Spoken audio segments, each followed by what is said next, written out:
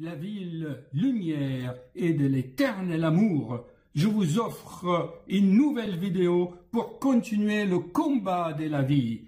Oh les cœurs, à cœur veillant, rien n'est impossible, chers amis.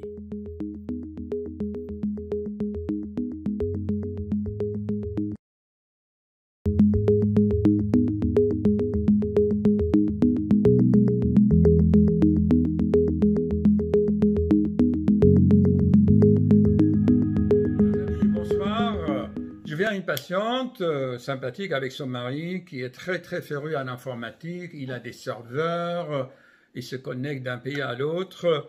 Et voilà, qu'est-ce qui se passe chez cette patiente? Elle a des malaises le matin en se réveillant après le petit déjeuner. Elle a des troubles digestifs, elle dort mal. D'accord? Alors, qu'est-ce qu'on fait? Ben, c'est une réaction tout à fait humaine, hein?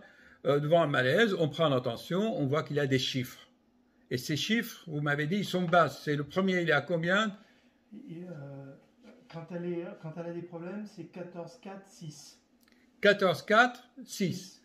Et qu'est-ce qui vous gêne dans tout ça? C'est le 6.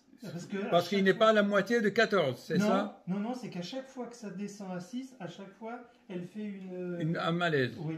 Alors, voyez-vous, chers amis, j'ai 9, 8, 6. Oui, pardon, c'est moins élevé que 14. Et pendant le malaise, elle a des sueurs, elle a mal. Oui, des sueurs. Et là, vous avez des sueurs. Et je suis obligée de m'allonger et puis mettre les pieds en l'air. Pieds en l'air. Alors qu'elle a 14 ou 9 de tension? Non, c'est 10, 11, non? Même pas. Ouais. En fait, un peu de tension le matin. Moins de 10 et le niveau bas est... Le matin au réveil? 1 heure après le petit déjeuner. Et qu'est-ce que vous prenez au petit déjeuner? Un grand thé avec du lait, un yaourt, du pain avec un petit peu de beurre et de confiture. Ah bah c'est bien. Bon, commencez par enlever les laitages pour faire un test. Parce qu'il paraît les laitages, à partir d'un certain âge, il y en a qui se portent plus ou moins bien. Et donc, commencez par faire ça, puisque les malaises arrivent après le petit déjeuner. D'accord? Vous avez des sueurs et vous avez mal au ventre, ça vous gêne, ça gargouille, non, vous n'êtes pas bien. Ouais. Je n'ai pas bien. Voilà. Donc ça, ce qu'on appelle un petit malaise vagal, vous voyez, d'autant plus que la tension, le mari, il trouve 11, 2, 6. 11, 2, 6, la minima est un peu basse, et ça s'arrange quand vous soulevez les jambes allongées au lit. Oui, je m'allonge sur le canapé. Oui, c'est tout à fait, donc, et après, malaise vagal, c'est digestif, d'accord? Voilà. Alors, qu'est-ce qui se passe? Eh bien, l'être humain, lui, il va réduire tout cela à des chiffres. Donc, on va dire que c'est la tension qui fait ça. Mais les variations de chiffres tensionnels, c'est une conséquence des troubles digestifs et surtout des troubles de sommeil. Et je fais plusieurs vidéos là-dessus. Passez le livre, s'il vous plaît. Ah, voilà, merci. Alors, vous trouvez ici un pavé de 100 pages qui vous explique tout cela, à savoir que tout est lié. Là, tout à l'heure, j'ai eu un patient, il m'a dit, docteur, alors, est-ce que mon cœur est bon? Est-ce que c'est bien? Est-ce que les poumons, c'est bien? J'ai dit, écoutez, monsieur, l'essentiel, c'est que la voiture fonctionne, avance, faire la route. Vous êtes sur Terre pour faire une route, un chemin, et vous le faites avec votre véhicule, d'accord? Même si vous avez un super moteur, hein, d'accord? Eh bien, si les pneus ne sont pas assez gonflés, est-ce que vous pouvez avancer? Voilà. Et si le mélangeur de l'essence et de gaz est encrassé, est-ce que l'allumage va se faire? Donc, vous pouvez ne pas avancer avec un moteur tout neuf. Voilà. En fait, ce qui se passe souvent, c'est l'être humain est réductionniste. Il dit, ça y est, c'est les chiffres tensionnels. Et donc, le médecin, qu'est-ce qu'ils vont dire? Ah ben, docteur, c'est là. Et pourquoi? On dit c'est la tension. Parce que c'est visible, on peut le lire. Alors que c'est tellement complexe d'aller chercher la cause, d'aller chercher les troubles digestifs, qui, à leur tour, créent des problèmes de la glande thyroïde par le 12e cerveau, par la flore intestinale. Les problèmes de la glande thyroïde, c'est une nouvelle théorie, je l'ai déjà expliqué dans des vidéos, dans les livres, c'est souvent des perturbations de la flore intestinale. C'est pas étonnant parce que c'est le 12e cerveau. Alors maintenant, pour cette patiente, qu'est-ce qu'on va faire? On ne va pas aller sur des fausses pistes, soigner la tension parce qu'il varie de 9 à 10, à 14 et ce soir à 17. Donc le problème n'est pas là. Il faut, si vous voulez, agir par méthode, par étapes, méthodiquement. Commencez par donc changer le petit déjeuner déjà. Bon, ne pas boire du thé ni du lait. Essayez de faire autre chose. Je sais pas, de manger, voyez ce que vous pouvez prendre. D'accord? Deuxièmement, essayez de voir le sommeil. Son mari dit que vous l'avez abandonné un mois. Qu'est-ce qui s'est passé? Une semaine. Et pendant une semaine, qu'est-ce qui s'est passé? Elle a pris un amant? Non, elle n'a pas pris Je ne d'amant. sais pas. Faut lui demander, attendez, je sors. Non, mais pendant cette semaine, comment vous avez dormi? Mal, avec des cauchemars, mal dormi. Et quand... Ah bon? Voilà. Avec des cauchemars? Oui. Eh bien, vous voyez, vous allez dans le livre, c'est écrit « Femme fatiguée ». Il y a plusieurs cas patients sur lesquels je fais des commentaires. Femme fatiguée le matin au réveil, elle fait du malaise, c'est un cas assez fréquent. Donc, c'est souvent le sommeil et l'alimentation du soir. C'est l'art de vivre.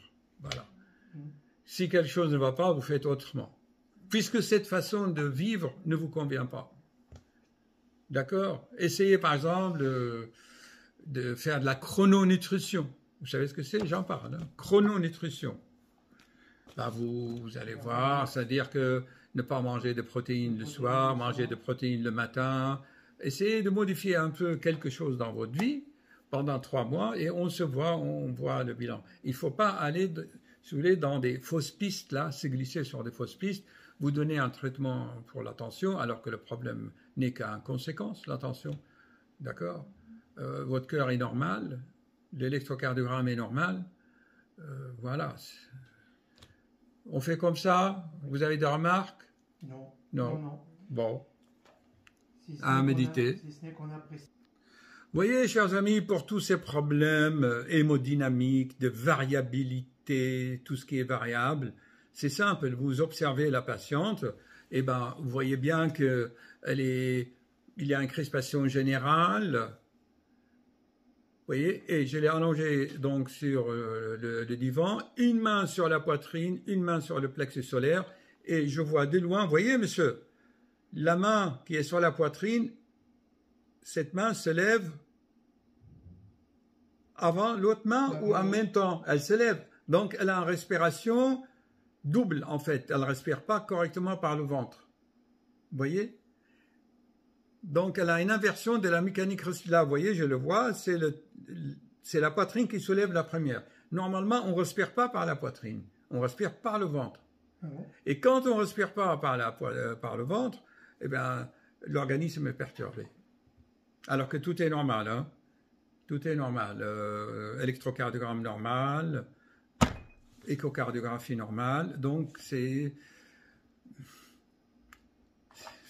la physiologie de l'être humain. L'être humain, il se crispe, elle fait des cauchemars, elle ne dort pas, il y a quelque chose qui la tourmente. Qu'est-ce qui la tourmente? Rien. Non, ça fait des années que j'ai mal au ventre, à ce niveau-là. Alors, on a fait des visites intérieures, comme je dis, puis ils n'ont jamais rien trouvé, mais en attendant, j'ai une très très mauvaise digestion. Oui, on a passé... la constipation, et puis évidemment, maintenant, on a l'impression que c'est, alors un coup, ce serait sur l'estomac, voilà. Je m'en sors pas, je ne sais pas comment faire pour pouvoir digérer correctement sans douleur. C'est le deuxième cerveau, il faut revoir un peu, travailler le microbiote. Vous allez, monsieur, vous intéresser au microbiote. C'est souvent la flore intestinale, il faut gérer un peu tout cela, c'est votre façon de vivre. Voilà. Bon, on va commencer déjà par une échographie du ventre, parce que tout à l'heure, comme je vous ai dit, j'ai trouvé une femme, « Ah, docteur, mon ventre grossit, on lui demande l'échographie, un kyste de l'ovaire, 3 kilos. À 60 ans.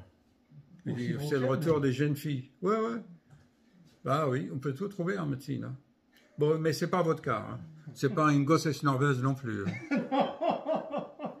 Mais elle, en fait, Elle pensait tellement avoir un bébé à 60 ans qu'elle a fait une grossesse symbolique. Et si vous voulez qu'on aille encore plus loin, c'est dans la relation de couple. Il y a toujours un qui va en expansion et un qui va en rétraction. Vous voyez? Regardez. Alors moi, je suis en expansion. Ouais. C'est toujours dans les couples, soit la femme est comme ça et que l'homme est comme ça, soit la femme, elle est comme ça et l'homme, il est comme ça. Il y a une relation énergétique comme ça dans le couple. Il y en a un qui joue le rôle yin, l'autre joue le yang. Vous connaissez? Ah oui. Voilà, il y a un qui est passif, il y en a un qui... Voilà. Donc, peut-être dans une prochaine vie, lui, il sera femme, vous serez un homme. Qui sait? Ah oui. Et peut-être Michel, c'est le nom d'un homme, ça? Oui. Michel. Et Et vous? Parce que ses parents voulaient un garçon. Exactement. Eh ben voilà. Et En fait, vos parents voulaient un garçon. Et voilà, le problème est résolu. On a fait un bon diagnostic. Et donc, voilà. En fait, c'est ça. Et elle C'est est ça. contrariée. Elle est contrariée C'est ça, depuis. le problème. Et le mal au ventre, c'est le mal de ventre des enfants. Eh oui. Ouais. C'est Donc, vrai. vous voulez le diagnostic? C'est ça. Et ça lui prend la gorge. Et ça lui prend la gorge, c'est la glanturie. En fait, voilà. Vos parents, ils sont où? Ils sont décédés. Ils sont décédés. Ben, vous leur demandez. Oui, ça s'appelle la transcommunication. Et vous dites, pourquoi vous m'avez fait comme ça? Comment on dit la chanson? Oh maman, regardez-moi ce que tu m'as fait. Qui c'est qui chante ça? Oh Bobo, maman, regarde-moi. Qui c'est? Comment tu m'as fait? C'est pas Souchon? C'est Souchon? Souchon. Allez, tenez, on va vous mettre la chanson là. Mettez-la pendant que... Là, vraiment, je vais faire de la psychologie. Hein. Vous voyez là, regardez là. Qu'est-ce que vous observez? Où est-ce qu'elle croise les mains? Sur le- Eh oui. sur- Ah bah oui, c'est une dame, elle est comme ça, elle est toujours comme ça. Vous avez été violé? Vous avez été agressé? Non. Ah, je le jure que non. Moi, je suis quelqu'un de très pacifique. Mais alors pourquoi elle se protège comme ça? Ça, c'est sûr. Elle a peur de la... Non, mais c'est sûr, hein. Moi, ça, il faut voir un psychologue. Hein. C'est qu'elle a un peur infantile. Elle a des peurs infantiles. Il a eu peut-être des, je sais pas, des attouchements pendant votre enfance.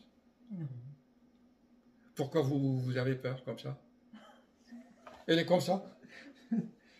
Alors que moi, je suis comme ça. Oui, je vous dis, elle se crispe, voilà, et il faut, non, écoutez, il faut faire un travail là-dessus. Il faut être, Oui, voilà, oui, parce que tout est psychosomatique. Il y en a plein. Donc, ce qu'on conseille à madame, c'est surtout de faire du yoga respiratoire, des techniques de tai chi chuan, de qigong, tout ce qui est des thérapies, de la thérapie énergétique, vous voyez, et surtout énergétique et nutrition, ok? Et ensuite, si au bout de 3 mois, maximum 6 mois, il y a toujours ces variations, ben à ce moment-là, on fera autrement, d'accord? Mais dès maintenant, je vous le dis, hein, c'est que il y a un problème vraiment psychosomatique très très très fort, hein, d'accord? C'est quelqu'un, tu peux pas vivre avec quelqu'un qui est comme ça, quoi. Oui, vous avez des enfants? Oui. Ah bon? 2. Bon. Cherchez qu'est-ce qui se passe. C'est peut-être le confinement aussi qui fait ça, hein? On peut pas, On vous n'a voyez. pas été réellement Non, confiné, non, puisqu'on était dans notre maison d'Espagne, Ouais. où on a... Mer et montagne. Un jour, vous aurez l'illumination.